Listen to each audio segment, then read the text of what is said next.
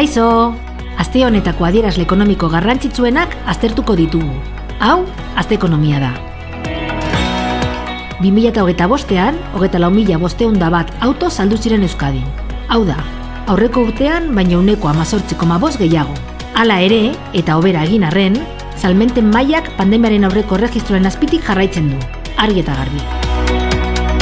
Bestalde, azalera handietako eta elikadura kate handietako merkataritzak 0,9% hazkundearekin itzi zuen 2025. Azken 5 urteetako daturik onenetakoa. Enpleguak ere gora egin zuen, 1,1%. Duela 4 urteko maila, baino ia 10% gorago.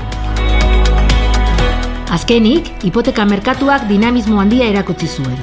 Azaroan, etxebizitzen gaineko hipotekak 21,6% hasi ziren.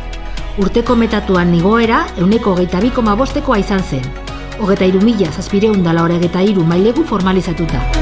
Gainera, eskatutako zenbatekoa are gehiago igo zen, 30,4%. Hurrengora arte...